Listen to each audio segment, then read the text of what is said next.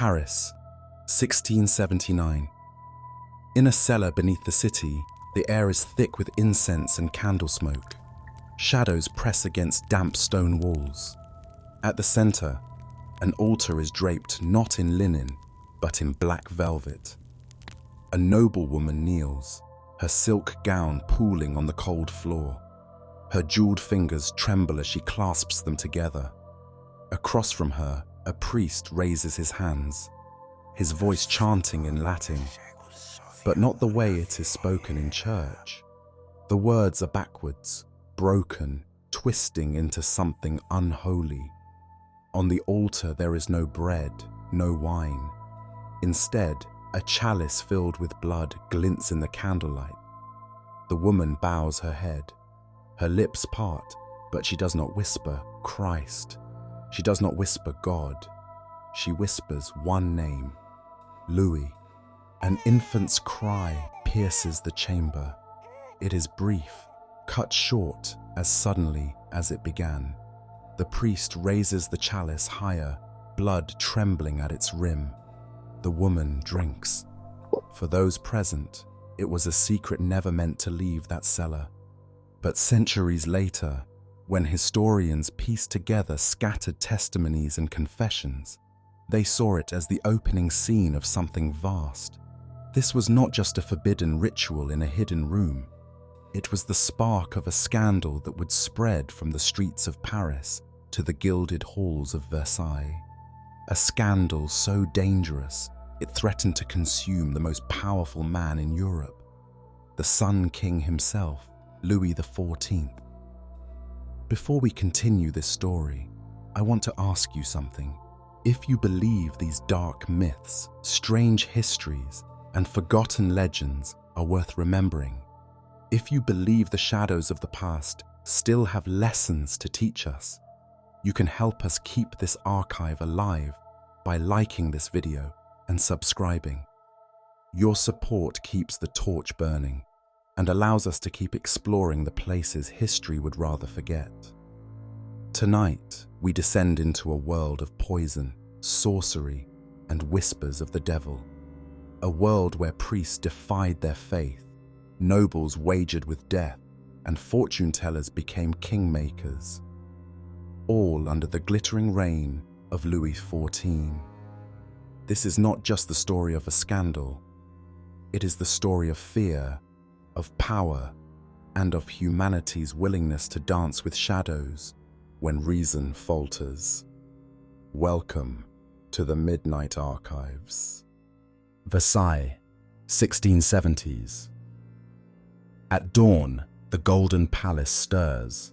Servants hurry through echoing corridors, lighting candles and stoking fires. Beyond the velvet doors of the king's bedchamber, dozens of nobles are already gathered, waiting. They are here not for war or council, but for theatre, the most coveted privilege in France, to watch Louis XIV wake up. The ritual is called the lever du roi, the rising of the king. When the curtains are pulled back and the Sun King opens his eyes, the performance begins. Nobles bow deeply, each hoping to be chosen for even the smallest role in the ceremony, handing Louis a glove, passing a kerchief, offering the shirt he will wear that day. To outsiders, it might seem trivial, but in Louis's France, a gesture from the king could transform a man's fortune overnight. This was the logic of Versailles. Power was theatre, and Louis was both the actor and the critic. From sunrise to nightfall, every moment of his life was staged. Meals were ceremonies, attended by crowds. A simple walk through the gardens was choreographed with music, as if the flowers themselves bent toward him. The palace's most famous hall, the glittering Hall of Mirrors, was designed not for guests, but to reflect Louis back to himself 100-fold, dazzling and untouchable. Louis XIV wasn't merely a king, he was the king, central, radiant, inescapable. But this brilliance came with a hidden purpose. Versailles was not just a palace, it was a cage. By surrounding himself with opulence, Louis kept the nobility under his watchful eye. He demanded they live here, close to him, where every move could be monitored. The chandeliers and gold leaf were more than decoration. They were chains of light. And for those who lived inside this cage, life was precarious. A single frown from Louis could ruin a career. A cold glance could exile a family from court, cutting them off from influence and wealth. Courtiers learned to smile by day and whisper by night. One nobleman later described Versailles as dancing on a volcano, glittering on the surface, but always trembling underneath. This atmosphere bred more than rivalry. It bred desperation, beauty, charm, wit, and even political skill weren't always enough to win the king's eye. For some, that left only one option: to turn elsewhere. Elsewhere meant powders and charms said to inspire love. It meant whispered remedies promised to weaken a rival. Not yet scandal, not yet open crime, but the first shadows had begun to creep into the golden halls. By the late 1600s, Versailles was dazzling on the surface, but suffocating underneath. At the center of power stood Louis's mistresses. Officially, they were companions. Unofficially, they were some of the most powerful figures in France. A mistress could whisper in the king's ear and tilt the balance of power, advancing an ally, destroying a rival, or ensuring her family's fortune for generations. For ambitious noble women, Louis's affection wasn't romance, it was strategy, and strategy demanded weapons. Some women relied on wit or beauty, others turned to subtler methods. Whispers began to spread of charms sewn into hems, powders slipped into goblets, and strange sachets hidden under pillows. Superstition had always lived in France. Kings consulted astrologers before battles. Generals carried talismans. Physicians prescribed treatments that blurred the line between medicine and magic. In that world, it was easy to believe that a vial of powder or a whispered prayer could change destiny. Now imagine being a duchess at Versailles. Your position depends on keeping the king's attention, but his eye wanders. Another woman rises. Do you trust in your smile? Or do you slip something into her wine? The whispers grew louder. By day, noble women glittered in silks, speaking the language of etiquette.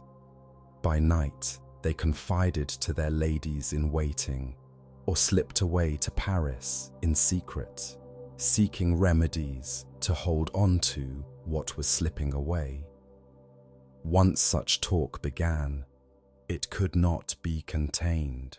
A fainting spell was no longer just an accident. A miscarriage was not just misfortune. A sudden illness looked like sabotage. Versailles itself, with all its chandeliers and music, began to feel less like a palace and more like a trap. By day, Versailles dazzled as the center of the world. Chandeliers blazed, fountains sang, violins floated through gilded corridors. At the center of it all, Louis shone like the sun itself. But outside the palace gates, Paris lived a different life. The alleys were narrow, damp and crowded. Taverns stank of smoke and sweat. Behind shuttered windows, whispers passed more quickly than coin. Here, people didn't survive on etiquette or bowing at the right moment. They survived on trade, secrets, and desperation. And in this, Paris, a shadow economy thrived. Fortune tellers set up shop in candlelit rooms. Midwives sold powders alongside remedies. Apothecaries stocked tinctures that blurred the line between cure and curse. Some of these practitioners were skilled, even proto-scientists, experimenting with herbs and minerals. Others were charlatans, happy to pocket gold in exchange for false promises. But in a city where medicine itself could be deadly, mercury for fevers, antimony for digestion, how could anyone be sure? Their clientele were not peasants alone. Many of the customers came wrapped in velvet cloaks, their faces hidden behind veils. Ladies in waiting, nobles from Versailles, even priests. They came seeking answers, protections, and sometimes endings. Among these practitioners, one name eclipsed all others: Catherine Monvoisin, known simply as Voisin. At first, her trade catered to small requests: a charm to secure affection, a powder to strengthen loyalty, a vial to quiet a wandering husband. But power breeds ambition, and ambition breeds darker demands. Soon, clients were asking for rivals to vanish, for husbands to fall ill, for fortunes to pass more quickly into eager hands. Versailles glittered above, a beacon of order and magnificence. But beneath that gold, Paris was already feeding the court's paranoia. Every vial sold, every whispered spell was another spark carried into the palace halls. And by the time anyone realized how deep the trade had gone, ledgers were heavy with names and graveyards with bodies. Remember the name, Voisin. At Versailles, power glittered like crystal, but it was fragile as glass. Every morning, noble women rose in silks with the same question: how close am I to the king today? A glance across the hall of mirrors could secure a family's future. A cold shoulder could ruin it.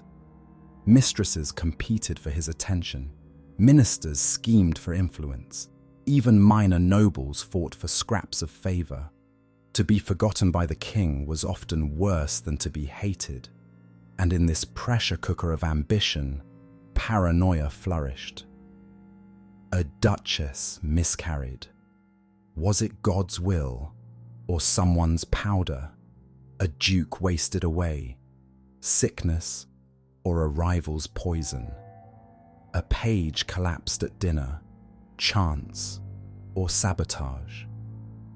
By the mid-1670s, the rumours no longer felt like gossip. They felt like statistics. Too many nobles sickened. Too many died young.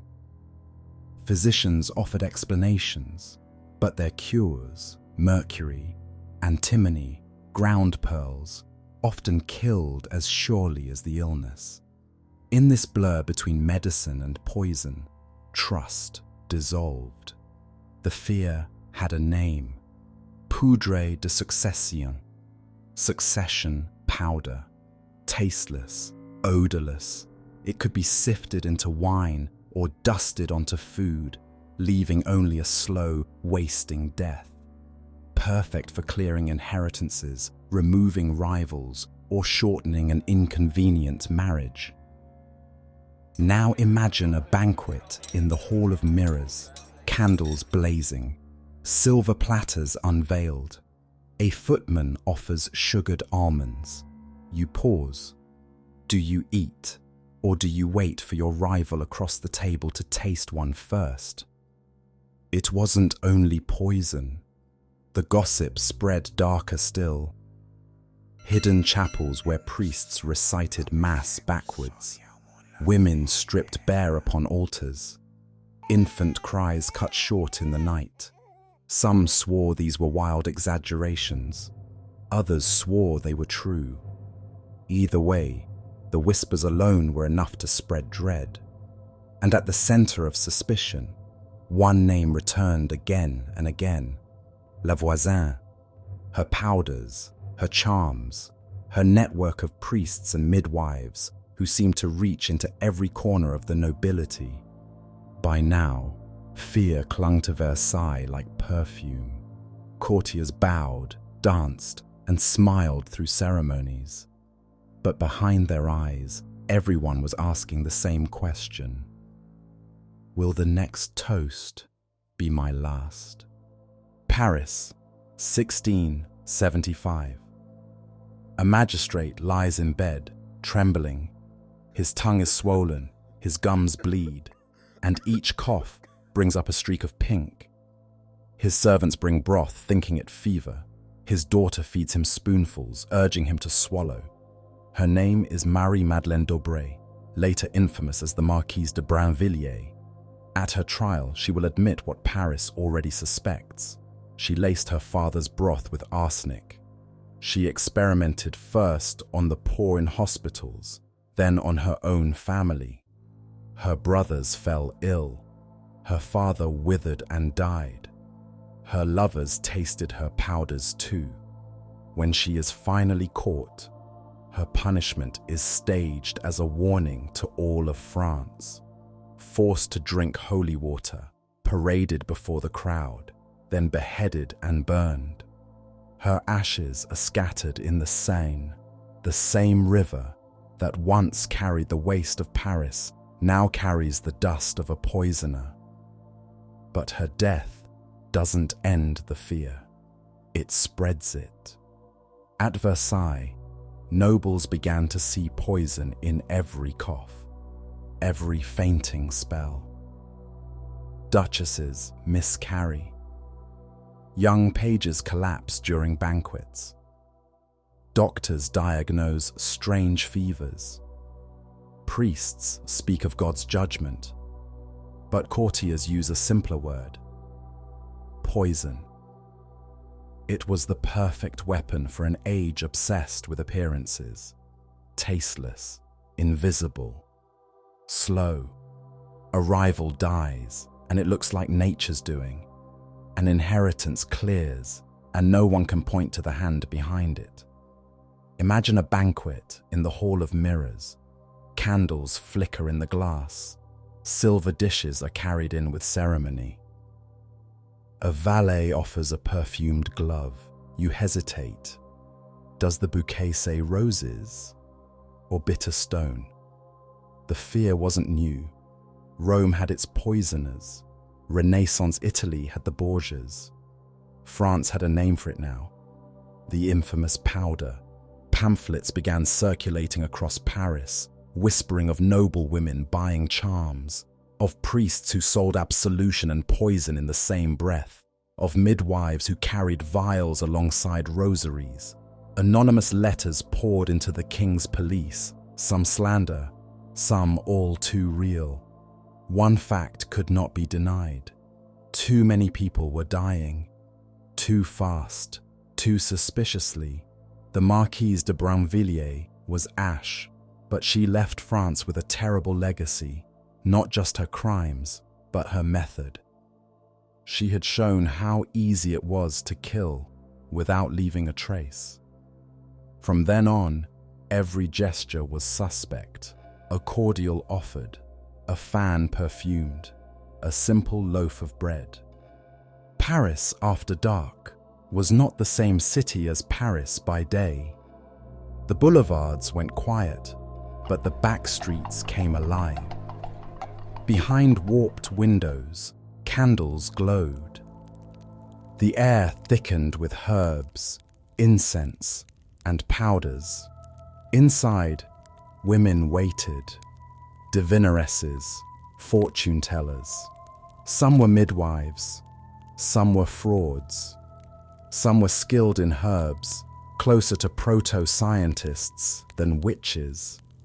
All promised answers. And business was good. A carriage would pull up in a narrow street, its curtains drawn.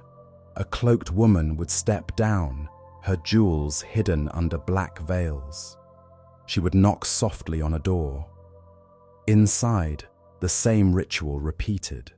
Cards laid on a table, powders measured on a cloth, vials set out like relics. The requests came in 3 forms: sachets to hold a lover's heart, charms to secure a promotion or inheritance, and powders to end what patience could not. No receipts, no ledgers, only coins and whispered names. Paris had always been a city of trades: silk, lace, spices. Now it had another: death sold by the ounce. What made this trade thrive was the blur between medicine and magic. Physicians prescribed antimony, mercury, even ground pearls. Midwives sold herbal remedies that looked identical to poisons. To the untrained eye, who could tell the difference? If someone handed you a vial in 1675, could you know whether it soothed headaches or killed husbands? Neither could the dead. But powders were only half the business. Testimonies later spoke of rituals that blurred superstition with theatre. Altars in candlelit rooms, Latin prayers spoken backwards, chalices filled not with wine but with blood. Some witnesses swore infants were involved, others denied it. Exaggerations? Perhaps. But enough accounts matched that people believed. At the center of this shadow world stood one name: La Voisin. By day, she was a midwife, respected enough to attend noble births. By night, she commanded a vast network: priests willing to twist the mass, alchemists grinding powders finer than dust, midwives who knew how to end lives instead of saving them. At first, her clients asked for small things: charms to keep the king's eye from straying, powders to make a rival lose favor. But ambition escalates quickly. A sachet for love became a packet for murder. A harmless prayer became a whispered curse. By the late 1670s, no one doubted the shadow market was real. Carriages with crests that shone in daylight were seen waiting in alleys at midnight. The question was no longer whether Paris sold poison. It was how close those poisons had come to Versailles itself. By the late 1670s, panic in Paris had a rhythm. A nobleman fell ill, a child wasted away. Another anonymous letter arrived at the Châtelet: follow the carriage with blue curtains. For most, these were rumours. For Nicolas de la Reynie, Lieutenant General of Police, they were evidence. La Reynie was unlike most officials of the Sun King's court. He was methodical, incorruptible, and, crucially, trusted by Louis XIV. His task was monumental: to bring order to a city where whispers killed faster than swords. He began quietly. Plainclothes officers followed midnight carriages. Kitchens in noble houses were searched. Apothecaries questioned. Midwives dragged from beds in the middle of the night. The results were chilling. Some powders turned out harmless: ground herbs for fevers, balms for childbirth.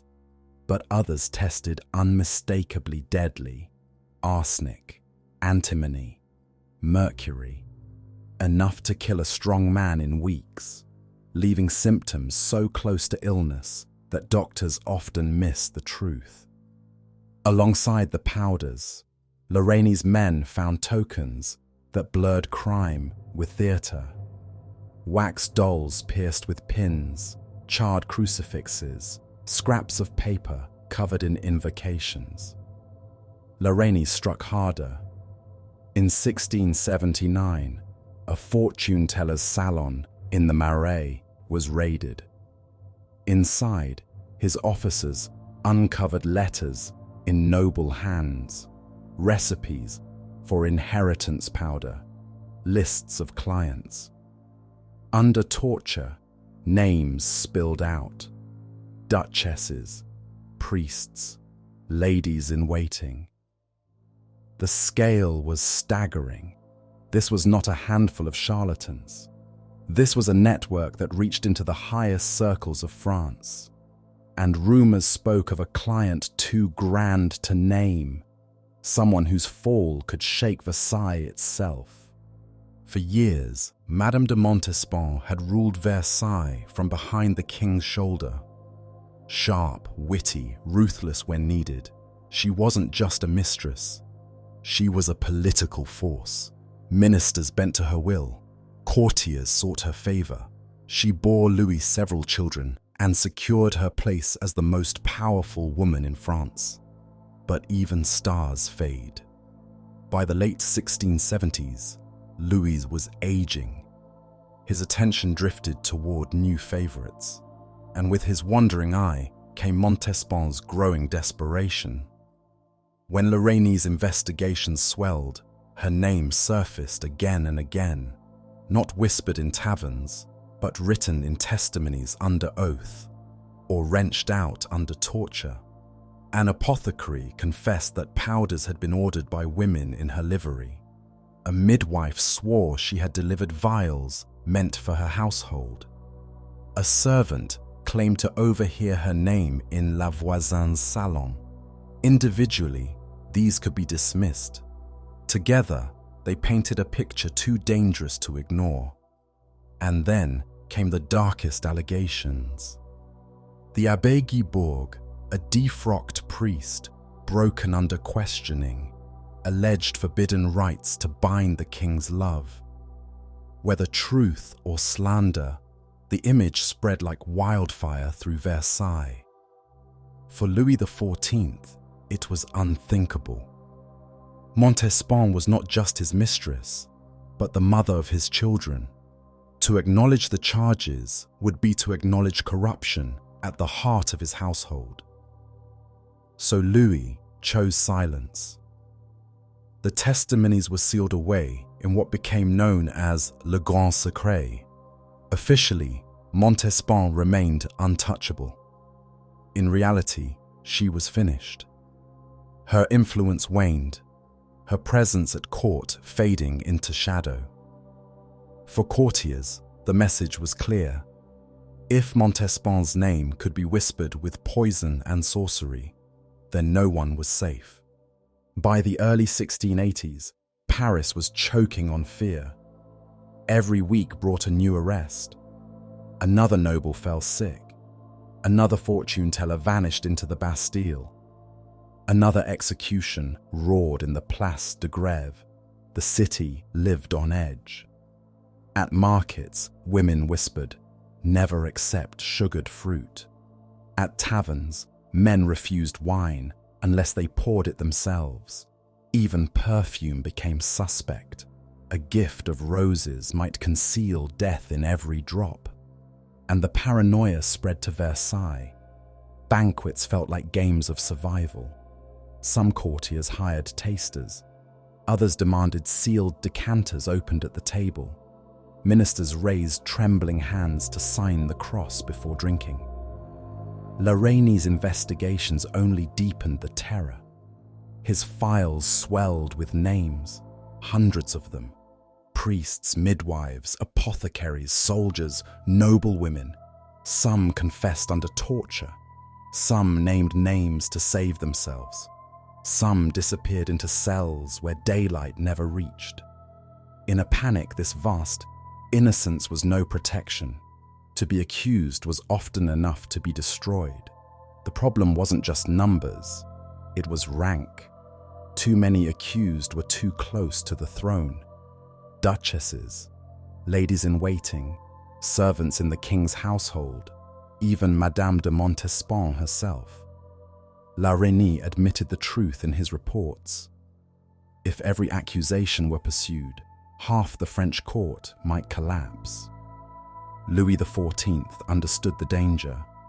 For the first time, the Sun King, who staged every detail of Versailles to project control, was forced into damage control. He ordered files sealed, testimonies redacted, names hidden, not to protect justice, but to protect the monarchy. But secrets only fed suspicion.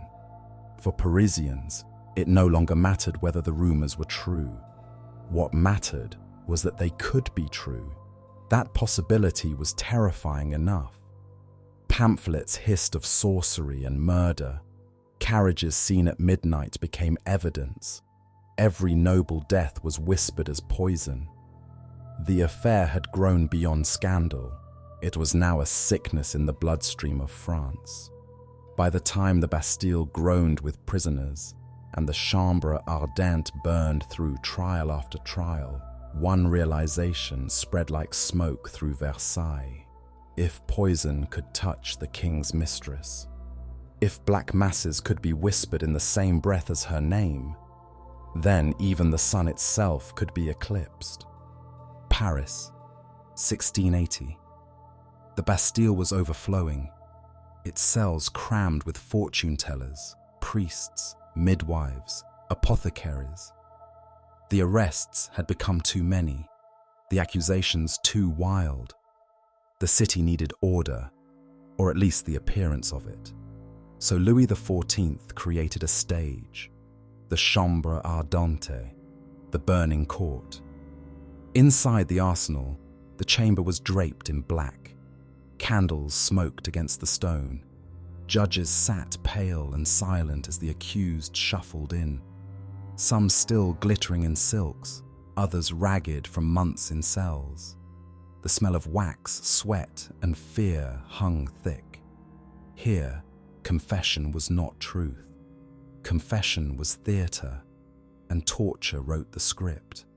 Witnesses described the rhythm, prisoners bound to chairs, interrogators circling like wolves, the same questions repeated until flesh gave way.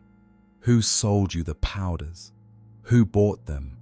Who performed the mass? Who named the king? At first, suspects denied everything. But when the rack creaked, when screws bit into bone, stories shifted. A fortune teller became a priest became a duchess became the king's mistress. Each scream widened the scandal, each name written down as if agony itself were proof. This wasn't justice, it was spectacle. Crowds gathered outside the arsenal, hungry for rumours. Pamphlets spread lurid tales of noblewomen invoking Satan, of priests chanting backwards prayers. Executions were scheduled like plays, and when the condemned burned in the Place de Grève, the crowd cheered as though at a festival. But those inside the chamber knew there was nothing festive about it. The first victims were the small ones, petty apothecaries, midwives, street diviners. Some confessed everything. Some swore innocence until the flames swallowed them. One apothecary broke after 2 turns on the rack, naming noble clients he had never met. His false testimony dragged 3 women into the Bastille. None were ever seen again. The line between truth and rumour vanished in smoke, and as the same names surfaced again and again, suspicion circled ever closer to one figure, already whispered in Parisian alleys, already feared in Versailles salons, la Voisin. Rue Beauregard. Dawn creeps over Paris, but the lane is already sealed. Hooves muffle against cobblestones. Torches glow behind hooded lanterns. The king's men arrive without warning. They don't knock. Doors splinter. Curtains are ripped from their rods. Drawers overturned. Cushions slit. Gardens dug with spades. Every corner of Catherine Monvoisin's home is stripped bare. In the hearth, embers still glow. Someone had tried to burn a ledger. Too late. Evidence litters the rooms. Wax dolls pierced with pins, phials of arsenic hidden in rosaries. Dragged downstairs, dressed in jewels and powder, La Voisin doesn't tremble. She walks like a guest at her own execution. "I sell perfumes," she says. The officers don't reply. Lorraine nods once. Take her. By noon, her house has been dissected like a corpse. Witnesses later swore the place smelled of roses and almonds, sweet perfume and bitter arsenic mingling in the air. This wasn't just chemistry, it was theatre. A client didn't just buy a powder. They bought the certainty that fate itself had been bent to their will. At the arsenal, La Voisin faced questioning. She parried every accusation with a smile. Herbs for headaches, tonics for sleep, children's tales, she insisted. But the web was already unraveling. Her arrested associates began to break. Servants, priests, midwives, each under pressure, spilled pieces of the story. One priest admitted to chanting the mass backwards. A midwife confessed she had delivered more poison than infants. And then came the name Lorraine dreaded most. The Abbé Etienne Guibourg. Dragged before the tribunal, the aging priest cracked. He spoke of secret chapels, of altars smeared with blood, of chalices filled with strange wine, and he named a woman too grand to be spoken. The scribes didn't hesitate. They wrote it down anyway. Montespan, the king's mistress, mother of his children, the woman who, for years, had been Versailles' uncrowned queen. The scandal had finally reached the royal bed. The Chambre Ardente pronounces its sentence. Catherine Monvoisin is condemned. First, she will confess at the church doors with a rope around her neck. Then she will be taken to the Place de Grève, the execution square of Paris. There, before the crowd, she will be burned alive. The news spreads fast. On the morning of her death, the square is already packed. Merchants hawk sugared almonds and spiced wine, turning the execution into business. Broadsides change hands at the edges, each retelling more breathless than the last. The more grotesque the claim, the faster the pages sell. By noon, the cart arrives. Inside sits La Voisin, her hair powdered, her gown rich, as though attending a masquerade instead of her death. She does not weep. She does not pray. She scolds the executioner. Tighten it. Do your work properly. The woodpile is set high so all can see. Flames lick at the kindling. Smoke stings the eyes. The crowd surges back from the heat. When the fire takes her, she does not scream for long. By nightfall, there is nothing left but ash. No grave, no monument. Just a shadow burned into memory. You might think the death of the spider would collapse the web. It didn't. Her execution proved how vast it had become. Her clients, nobles, priests, ladies-in-waiting, did not vanish. They scattered. Some found new fortune-tellers. Others bribed their way out of the records. Another salon opened on another street before the embers cooled. The poisons were gone, perhaps, but the fear remained. If La Voisin could fall, anyone could. If her hands reached into Versailles itself, who else might still be whispering in the dark? And above it all sat Montespan, never questioned, never tried, yet tied to her name by testimony, torture, and rumour.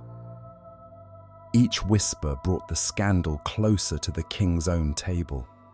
La Voisin was ash, but her shadow still dined at Versailles every night. Early 1680s. To the outside world, Versailles glittered as though nothing had changed. Chandeliers blazed, fountains leapt in perfect choreography. Strings echoed through the hall of mirrors as the king hosted dinners. ballets, and hunts. Foreign ambassadors still bowed low, dazzled by the Sun King's brilliance. But inside, the palace felt different. Beneath the surface of ritual and gold, a heaviness lingered. Courtiers raised their glasses at feasts, but every sip carried hesitation. Even a stumble at a dance could spark suspicion. The silence was louder than the music. Everyone knew the chambre ardente had uncovered nobles and priests in Voisin's web. Everyone knew hundreds were questioned and dozens condemned, but no one knew the whole truth. Too many files were sealed, too many testimonies buried, and the silence came from the top. Louis never spoke of Voisin. He never acknowledged her trial, her execution, or the rumours that connected her to his mistress. He smiled, he danced, he hunted. But his refusal to speak became its own confession. If he pretended the affair never happened, the courtiers had to pretend too. Still, tension hung in every hall. Imagine walking into the Hall of Mirrors, light spilling from 1,000 candles. You see your reflection beside 100 others. You smile, bow, raise your glass. Yet in the back of your mind, you wonder, which of these faces was named in Lorraine's files? Which of these smiles hides knowledge of powders and poisons? Which of these allies might have whispered your name? To live at Versailles after the affair was to live in two worlds at once. By day, brilliance and ceremony. By night, suspicion and unease. The Sun King's court still dazzled, but the glow was colder now. The flames that consumed Voisin had left something behind. Not ashes, but shadows. The flames in the Place de Grève had long gone cold. Voisin was ash scattered to the wind. Yet the affair did not end with her death. It lingered, not as fire, but as smoke clinging to velvet drapes and polished marble. The Bastille was proof. Dozens of prisoners taken during the investigations were never released, never executed. They were simply erased. Some vanished into cells for years, even decades.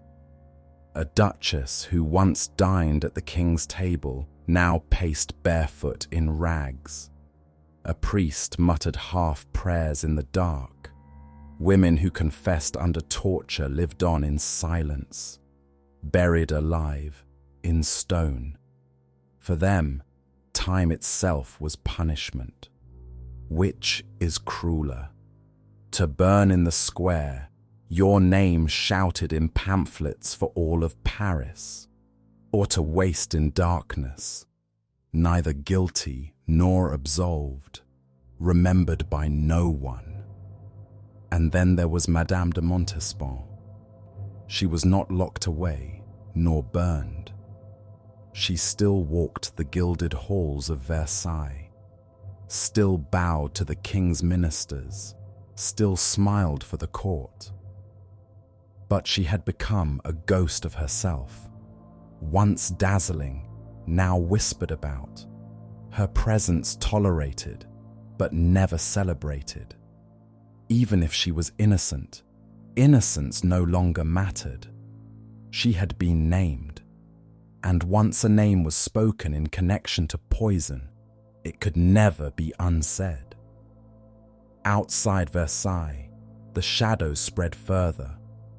Retellings turned scandal into legends of noblewomen whispering the king's name in secret rites. Whether true or invented, the details mattered less than the stories themselves. Each retelling twisted scandal into legend. France became a kingdom haunted not by witches, but by memory. The affair of the poisons changed Versailles forever. The palace had always been a place of performance, smiles rehearsed, gestures practiced, every detail orchestrated to reflect the king's magnificence. But after the affair, those performances hardened into something colder. Trust thinned. Whispers replaced certainty. A spilled cordial could spark alarm. A gifted fan or perfumed glove could be read as threat. Servants, once invisible, became figures of suspicion. Who poured the wine? Who carried the bread? Who lit the candles? The king himself doubled down on spectacle. Bigger processions, brighter fireworks, more elaborate ballets. The Sun King shone even brighter, not only to dazzle France, but to drown out the shadows. But shadows, once seen, cannot be unseen. Every banquet was now a memory of poison. Every toast, a reminder of suspicion. Versailles glittered as always, but beneath the chandeliers, it had become a kingdom of secrets. When the Chambre Ardente was dissolved in 1682, Louis XIV declared the affair finished. The trials were over, the files sealed, the prisons silent. But history doesn't end when a king says it does. Those sealed files remained, dozens of names buried, stories unfinished.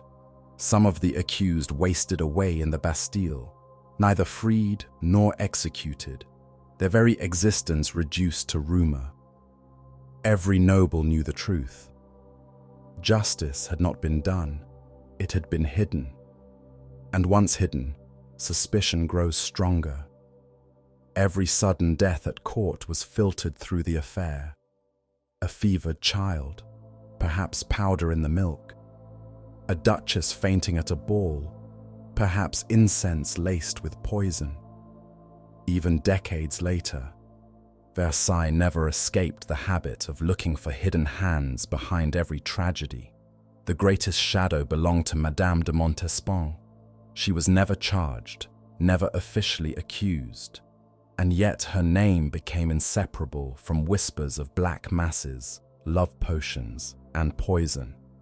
For the rest of her life, every beau she received carried the unspoken question, was it true? Louis himself changed.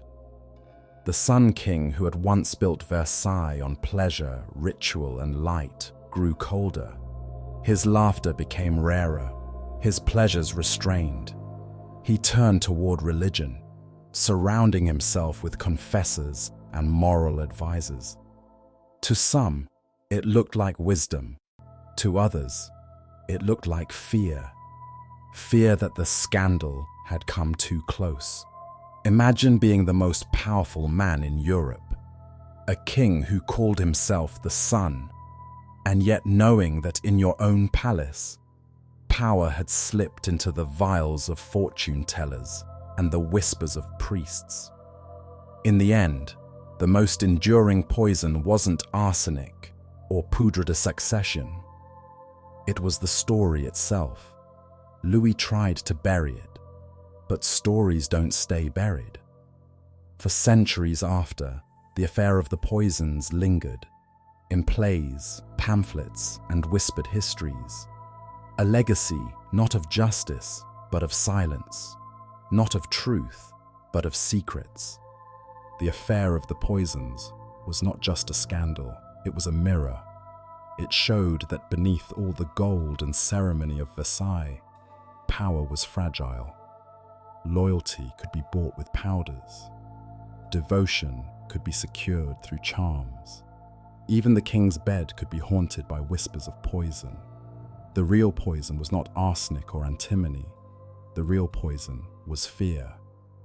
Once people believed every fainting spell might be murder, every rival might be a sorcerer, every gift might conceal death. The poison had already worked. Think about it. What's more dangerous? The vial in your rival's hand, or the suspicion that makes you mistrust every smile, every gesture?